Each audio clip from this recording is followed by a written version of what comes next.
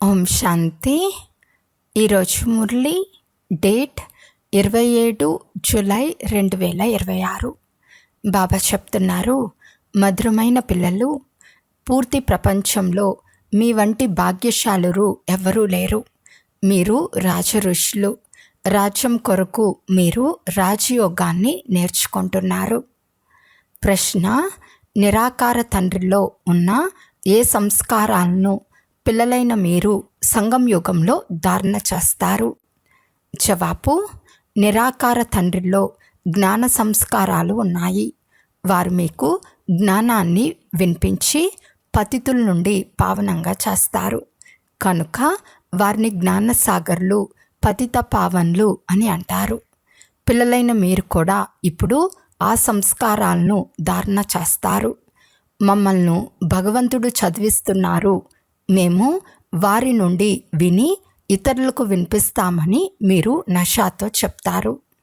పాట చివరికి ఆ రోజు నేటికి వచ్చింది. ఓం శాంతి. మధురాతి మధురమైన ఆత్మిక పిల్లలు ఈ పాట విన్నారు. ఈ మహిమ ఎవరిది? ఒక తండ్రిదే. శివాయ నమః. సర్వోన్నతులు భగవంతుడి కదా. వారు మా తండ్రి అని పిల్లలైన మీకు తెలుసు. మనమంతా తండ్రులు అవలేము. విశ్వ భ్రాతృత్వం అని మహిమ కూడా చేపడుతుంది. సన్యాసులు లేక విద్వాంసుల అనుసారం ఈశ్వరుడు సర్వవ్యాపి అని చెప్పినట్లయితే అది పితృభావం అయిపోతుంది. అందరూ తండ్రులే అయిపోతారు. అందరూ సోదరులు అన్నప్పుడు తండ్రి ఒక్కరే అని రుజువు అవుతుంది. వారి నుండి వారసత్వం లభిస్తుంది. అందరూ తండ్రులైతే వారసత్వం మాటే ఉండదు. పిల్లలమైన మనందరి తండ్రి ఒక్కరే. వారినే వరల్డ్ గాడ్ ఫాదర్ అని అంటారని పిల్లలకు తెలుసు. అటువంటి వారు ప్రపంచంలో ఎవరున్నారు? అందరూ సోదరులే, అందరూ ఆత్మలే. అందరి గాడ్ ఫాదర్ ఒక్కరే. ఆ తండ్రినే అందరూ ప్రార్థన చేస్తారు. వాస్తవానికి ఒక్కరికే పూజ, నమస్కారాలు జరగాలి. అదే సతోప్రధానమైన పూజ. జ్ఞానము, భక్తి, వైరాగ్యము అని కూడా అర్థం చేయించబడింది. సద్గతి కొరకు తండ్రి జ్ఞానాన్ని ఇస్తారు. జీవన్ముక్తి ధామాన్నే సద్గతి అని అంటారు. ఆత్మ బుద్ధిలో దీనిని ధారణ చేయాలి. మన ఇల్లు శాంతిధామము, దానినే ముక్తిధామము, నిర్వాణధామము అని కూడా అంటారు. శాంతిధామము అనేది అన్నిటికంటే మంచి పేరు. ఇక్కడ అవయవాలు ఉన్న కారణంగా ఆత్మ శబ్దంలోకి వస్తుంది, మాట్లాడవలసి ఉంటుంది. సూక్ష్మవతనంలో చలనం ఉంటుంది. సంకేతాల ద్వారా సంభాషణ జరుగుతుంది. శబ్దం ఉండదు. 3 లోకాలను గురించి కూడా మీరు తెలుసుకున్నారు. మూలవతనము, సూక్ష్మవతనము, స్థూలవతనము. ఇవన్నీ మీ బుద్ధిలో పాక కూర్చున్నాయి. ఈ సృష్టి చక్రం తిరుగుతూ ఉంటుందని మనిషి సృష్టికే మహిమ ఉంది. దానినే ప్రపంచ చరిత్ర, భూగోళాలు అని అంటారు. మనుషులైతేనే దానిని తెలుసుకుంటారు కదా. ప్రపంచ చరిత్ర, భూగోళాలను వినిపిస్తారు. తండ్రి సర్వోన్నతులు. ప్రపంచ చరిత్ర, భూగోళాలు ఎలా పునరావృతం అవుతాయో వారికే తెలుసు. ఈ చక్రాన్ని తెలుసుకోవటం వల్లనే మీరు చక్రవర్తి రాజులుగా అయ్యారు. దేవతలు సంపూర్ణ నిర్వీకారులు అని గానం కూడా చేస్తారు. లక్ష్మీనారాయణల చిత్రాలు ఉన్నాయి కదా, వారు సంపూర్ణ నిర్వీకారులు. మేము సంపూర్ణ వికారులమని మనుషులు చెప్పుకుంటారు. సత్యుగంలో సంపూర్ణ నిర్వీకారులు లేక సంపూర్ణ పావన్లు ఉంటారు. కలియుగంలో సంపూర్ణ వికారులు లేక సంపూర్ణ పతితులు ఉన్నారు. ఇది భారతదేశపు విషయమే. తండ్రియే వచ్చి దీనిని బుద్ధిలో కూర్చోపెడతారు. వేరెవ్వరికీ తెలియదు. వారు సత్యుగానికి చాలా సమయాన్ని ఇచ్చేశారు. లక్షల సంవత్సరాల క్రితం సత్యుగం ఉండేదని భావిస్తారు. కనుక ఎవరి బుద్ధిలోకి ఈ విషయాలు రానే రావు. ఇప్పుడు మేము సంపూర్ణ వికారుల నుండి సంపూర్ణ నిర్వీకారులుగా అవుతున్నామని మీకు తెలుసు. సంపూర్ణ పతితుల నుండి సంపూర్ణ పావనంగా అవ్వాలి. ఆత్మలోనే మలినం ఉందని తండ్రి అర్థం చేయిస్తారు. ఈ ప్రపంచం బంగారు యుగం నుండి ఇప్పుడు ఇనుప యుగంగా అయ్యింది. ఇక్కడ ఆత్మలు పోల్చబడతాయి. ఇది బాగా అర్థం చేసుకోవాలి. పిల్లలైన మీరు చాలా భాగ్యశాలురు. మీ అంత భాగ్యశాలురు వేరెవ్వరూ లేరు. ఇప్పుడు మీరు రాజయోగంలో కూర్చుని ఉన్నారు. మీరు రాజఋషులు. రాజ్యం కొరకు ఏదైనా చదువు ఉంటుందా? బ్యారిస్టర్గా చేస్తారు, కానీ విశ్వ మహారాజ్గా ఎవరు చేస్తారు? తండ్రి తప్ప మరెవ్వరూ చేయలేరు. ఇక్కడ మహారాజులు ఎవరూ లేరు. సత్యుగానికి వారు తప్పకుండా కావాలి. ఎవరైనా మహారాజులుగా తప్పకుండా రావాల్సి వస్తుంది. ఎప్పుడు భక్తి పూర్తి అవుతుందో అప్పుడు నేను వస్తానని తండ్రి చెప్తారు. ఇప్పుడు భక్తి పూర్తి అయింది. ఈ విషయంలో ఎవరూ ఏమీ అనలేరు. మమ్మల్ని తండ్రి చదివిస్తున్నారు అనే నశ ఉండాలి. ఆత్మలైన మనల్ని నిరాకార తండ్రి పరంపిత పరమాత్మ శివుడు చదివిస్తున్నారు. శివుని గురించి ఎవరికీ ఏమీ తెలియదు. తండ్రి మళ్ళీ స్వర్గరాజ్యాన్ని స్థాపన చేస్తున్నారని ఇప్పుడు మీకు తెలుసు. మనం వారిని మహారాజు శ్రీనారాయణ, మహారాణి శ్రీలక్ష్మి అని అంటాము. భక్తి మార్గంలో సత్యనారాయణ కథను వినిపిస్తారు. అమర్ కథను, తీశ్రీ కథను కూడా వినిపిస్తారు. తండ్రి 3వ నేత్రాన్ని కూడా ఇస్తారు. నరుని నుండి నారాయణునిగా తయారయ్యే కథ వినిపించబడుతుంది. ఏ విషయాలు గడిచిపోయాయో అవే భక్తి మార్గంలో మళ్ళీ పనికొస్తాయి. తండ్రి మనల్ని స్వర్గానికి అధికారులుగా చేస్తారని మనం హక్కుదారులమని పిల్లలు అర్థం చేసుకున్నారు. భగవంతుడు స్వర్గ రచయిత కదా. మనం భగవంతుని సంతానమైనప్పుడు స్వర్గంలో ఎందుకు లేము? కలియుగంలో ఎందుకు పడి ఉన్నాము? పరంపిత పరమాత్మ నూతన ప్రపంచాన్ని రచిస్తారు. భగవంతుడు పాత ప్రపంచాన్ని రచించరు. మొదట కొత్త ప్రపంచాన్ని తయారు చేస్తారు, తర్వాత పాతదాన్ని సమాప్తి చేస్తారు. మనం సత్యుగం కొరకు రాజ్యాన్ని తీసుకుంటున్నామని మీకు తెలుసు. సత్యుగంలో ఎవరుంటారు? ఈ లక్ష్మీనారాయణ రాజ్యం ఉంటుంది. మరికొందరు రాజులు కూడా ఉంటారు కదా. విజయమాల వీరికి గుర్తు. మనం విజయమాలలో కూర్చోబెట్టేందుకు పురుషార్థం చేస్తున్నామని ఇప్పుడు మీకు తెలుసు. మాల ఎందుకు పూజింపబడుతుంది? పైన ఉన్న పుష్పం ఎవరో, దాని అర్థమేమిటో ప్రపంచంలోని వారెవ్వరికీ తెలియదు. మాలను త్రిప్పుతూ పుష్పానికి నమస్కరిస్తారు. మళ్ళీ మాలను త్రిప్పుతారు. వెలుపల ఎటువైపు బుద్ధి భ్రమించరాదని కూర్చుని మాలను స్మరిస్తారు.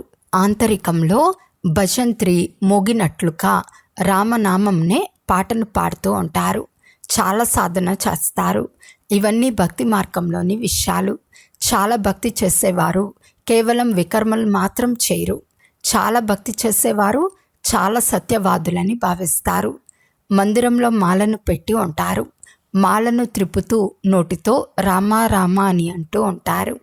భక్తిలో పాపం జరగదని చాలామంది మనుషులు భావిస్తారు. నవవిధ భక్తి ద్వారా మనుషులు ముక్తులైపోతారని అంటారు. కానీ అలా ఏమీ జరగదు. ఇది ఒక నాటకం. ఇందులో సతో ప్రధాన, సతో రజో తమోల్లో అందరూ తప్పకుండా రావాల్సిందే. తిరిగి ఒక్కరు కూడా వెళ్ళరు.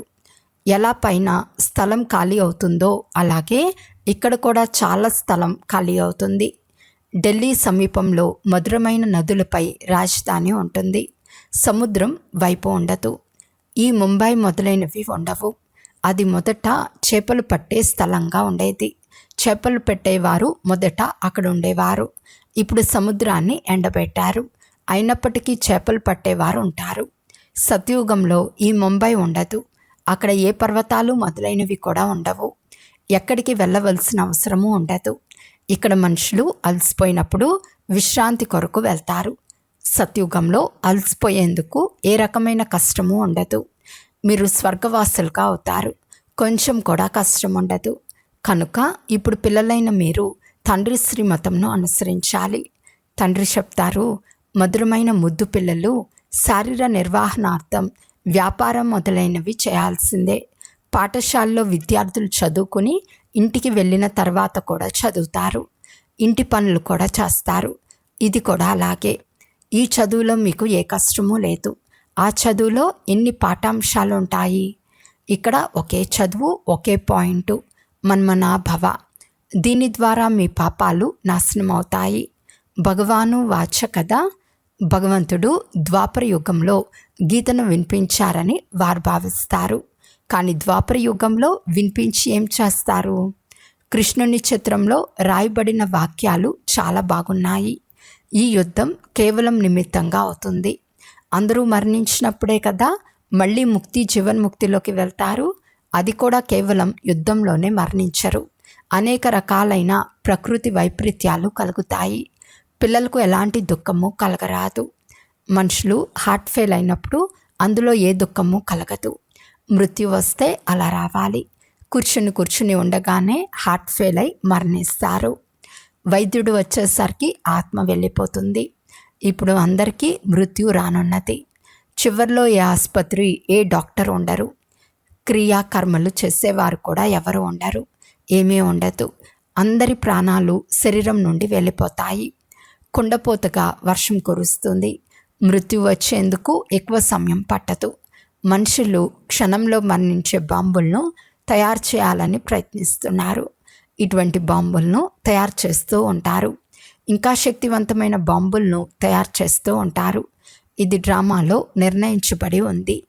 డ్రామాలో తయారై ఉన్న ఆట కల్పకల్పం వినాశనం అవుతుంది. సత్యుగంలో మీకు ఈ జ్ఞానం ఉండదు. తండ్రియే వచ్చి మీకు ఈ జ్ఞానం ఇస్తారు. స్థాపన జరిగిన తర్వాత జ్ఞానం అనే విషయం ఉండదు.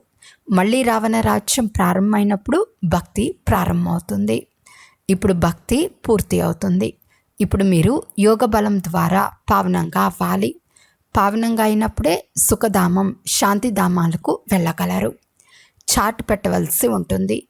తండ్రిని స్మృతి చేయటం ద్వారా మేము తమో ప్రధానం నుండి సతో ప్రధానంగా ఇక్కడ తయారవ్వాలని మీరు అర్థం చేసుకున్నారు. ఏ శాస్త్రాలు మొదలైన వాటిలో ఈ విషయాలు రాయబడలేదు. చివరికి ఆ రోజు నేటికి వచ్చింది అను పాటను పిల్లలు విన్నారు. భారతీయులు మళ్ళీ రాజాదిరాజులుగా అవుతారు. రాజాదిరాజులుగా అనగా మహారాజులుగా అవుతారు. తర్వాత త్రేతాయుగంలో రాజు రాణిలు ఉంటారు. తర్వాత ఎవరైతే పూజ్య మహారాజా మహారాణులుగా ఉండేవారో వారు ద్వాపర యుగంలో వామ మార్గంలోకి వచ్చి పూజారులుగా అవుతారు. మీరే పూజలు, మీరే పూజారులుగా అవుతారు. నేను పూజారిగా అవ్వనని తండ్రి అంటారు. దేవతలు పూజలుగా అవుతారు. నేను అవ్వను. నేను పూజారిగా కూడా కాను. భారతీయులు దేవీ దేవతల మందిరాలను నిర్మించి వారిని పూజిస్తారు. మొట్టమొదట పూజ్యులుగా ఉన్న లక్ష్మీనారాయణలే మళ్ళీ భక్తి మార్గంలో శివబాబా పూజారులుగా అవుతారు. ఏ శివబాబా అయితే మహారాజా మహారాణులుగా తయారు చేశారో వారికి మందిరాలను నిర్మించి పూజిస్తారు. వీరు ఒక్కసారిగా వికారులుగా అవ్వరు. నెమ్మదిగా అవుతారు. దేవతల వామ మార్గంలోని గుర్తులను కూడా చూపిస్తారు. ఎవరైతే పూజ్య లక్ష్మీనారాయణలుగా ఉండేవారో వారే మళ్ళీ పూజారులుగా అవుతారు. మొట్టమొదట శివుని మందిరాలను నిర్మిస్తారు. ఆ సమయంలో కటింగ్ చేసిన వజ్రాలతో పూజ కొరకు లింగాలను తయారు చేస్తారు. పరమాత్మ అతి చిన్న బిందువని ఎవరికీ తెలియదు. పెద్ద లింగం కాదని ఇప్పుడు మీకు తెలుసు. మందిరాలనైతే చాలా నిర్మిస్తారు. రాజులను చూసి ప్రజలు కూడా అలాగే చేస్తారు. మొట్టమొదట శివబాబాకు పూజ జరుగుతుంది. దాన్ని అవ్యభిచారి సతో ప్రధానమైన పూజ అని అంటారు. తర్వాత సతో రజో తమోలోకి వస్తుంది. మీరు రజో తమోల్లో వచ్చిన కారణంగానే హిందువులని పేరు పెట్టుకున్నారు. వాస్తవానికి మీరు దేవీ దేవతలుగా ఉండేవారు. వాస్తవానికి మీరు దేవీ దేవతా ధర్మానికి చెందిన వారని తండ్రి చెప్తారు. కానీ మీరు చాలా పతితులుగా అయ్యారు. కనుక స్వయాన్ని దేవతలమని చెప్పుకోలేరు. ఎందుకంటే అపవిత్రమైపోయారు. హిందువులనే పేరు చాలా కాలం తర్వాత ఉంచుతారు. మనమే పూజ్యులుగా ఉండేవారమని ఇప్పుడు మీరు అర్థం చేసుకున్నారు. ఇప్పుడు సంగం యుగంలో పూజ్యులుగానూ లేరు, పూజారులుగానూ లేరు. మీరేం చేస్తున్నారు? శ్రీమతానుసారం పూజ్యులుగా తయారవుతున్నారు. ఇతరులను కూడా తయారు చేస్తున్నారు. మీరు బ్రాహ్మణులు. ఆత్మలైన మీరు పవిత్రమవుతూ ఉంటారు. పూర్తి పవిత్రమైనప్పుడు మీరు ఈ పాత శరీరాన్ని వదలవలసి వస్తుంది. చాలా సహజమని తండ్రి చెప్తారు. వృద్ధ మాతలకు ధారణ జరగదు. మనం ఆత్మలమని మీకు తెలుసు కదా అని తండ్రి అడుగుతున్నారు. ఆత్మల్లోనే మంచి చెడు సంస్కారాలు ఉంటాయి. ఆత్మ ఏ కర్మ చేస్తుందో దానిని మరుజన్మలో అనుభవించవలసి ఉంటుంది. తండ్రి కూడా ఆత్మలతోనే మాట్లాడతారు. తండ్రి అంటారు, ఓ పిల్లల్లారా, ఆత్మాభిమానులు కావండి. నిరాకార శివబాబా నిరాకార ఆత్మలను చదివిస్తారు. నిరాకార తండ్రిలో జ్ఞాన సంస్కారం ఉంది. వారికి శరీరం అయితే లేదు. వారు జ్ఞానసాగర్లు, పతిత పావన్లు. వారిలో అన్ని గుణాలు ఉన్నాయి. తండ్రి అంటారు, నేను వచ్చి మిమ్మల్ని పావనంగా చేస్తాను. చాలా సహజమైన యుక్తి తెలుపుతారు. ఒకే పదం మన్మనాభవ, మామేకం యాద్ కరో, నన్నొక్కరినే స్మృతి చేయండి. స్మృతి ద్వారానే మీ వికర్మలు వినాశనం అవుతాయి. ఇప్పుడు మనం బ్రాహ్మణులమని కూడా మీకు తెలుసు. తర్వాత సూర్యవంశీ, చంద్రవంశీ, వైశ్య, శూద్ర వంశస్థులుగా అవుతాము. మనం మాత్రమే ఈ 84 జన్మల చక్రంలో వస్తాము. పైనుండి క్రిందకు దిగుతాము. మళ్ళీ బాబా వస్తారు. ఈ సృష్టి చక్రం తిరుగుతూనే ఉంటుంది. ఈ సృష్టి పాతదైనప్పుడు దీన్ని కొత్తదిగా చేసేందుకు తండ్రి మళ్ళీ వస్తారు. ఇది బుద్ధిలో ఉంటుంది కదా. ఈ చక్రం బుద్ధిలో తిరుగుతూ ఉండాలి. ఇప్పుడు మీరు స్వదర్శన చక్రధారులుగా అవుతారు. తద్వారా మీరు మళ్ళీ వెళ్ళి చక్రవర్తి రాజులుగా అవుతారు. అచ్చా, మధురాతి మధురమైన అపురూపమైన పిల్లలకు మాతాపిత బాప్దాదాల ప్రియ స్మృతులు మరియు గుడ్ మార్నింగ్. ఆత్మిక పిల్లలకు ఆత్మిక తండ్రి నమస్తే. ఆత్మిక తండ్రికి ఆత్మిక పిల్లల యొక్క ప్రియ స్మృతులు మరియు నమస్తే నమస్తే నమస్తే. ధారణ కొరకు ముఖ్య సారము. ఫస్ట్ పాయింట్, శ్రీమతానుసారం పూజ్యులు కావాలి. ఆత్మలోకి ఏ చెడు సంస్కారాలు అయితే వచ్చాయో వాటిని జ్ఞాన యోగాలతో సమాప్తం చేసుకోవాలి. సంపూర్ణ నిర్వీకారులు కావాలి. సెకండ్ పాయింట్, శారీర నిర్వహణార్థం కర్మ చేస్తూ కూడా ఈ చదువును చదివించాలి. యోగ బలం ద్వారా పావనంగా అయి రాజ్య పదవిని తీసుకోవాలి. ఈరోజు వరదానము. తమ శ్రేష్ఠ స్థితి ద్వారా మాయను మీ ముందు వంగినట్లు చేసుకునే హయ్యెస్ట్ పదవికి అధికారి భవ. ఎలాగైతే మహానాత్మలు ఎప్పుడూ ఎవరి ముందు తలవంచరో వారి ముందు అందరూ తలవంచుతారో, అలాగే తండ్రిచే ఎన్నుకోబడిన సర్వశ్రేష్ఠ ఆత్మలైన మీరు ఎక్కడైనా ఎటువంటి పరిస్థితుల్లోనైనా లేక మాయ యొక్క భిన్న భిన్న ఆకర్షించే రూపాలకు స్వయం తలవంచరు. ఎప్పుడైతే ఇప్పటి నుండి సదా వంచే స్థితిలో స్థితమై ఉంటారో అప్పుడు హయ్యెస్ట్ పదవికి అధికారం ప్రాప్తి అవుతుంది. ఇటువంటి ఆత్మల ముందు సత్యుగంలో ప్రజలు స్వమానం ద్వారా వంగుతారు.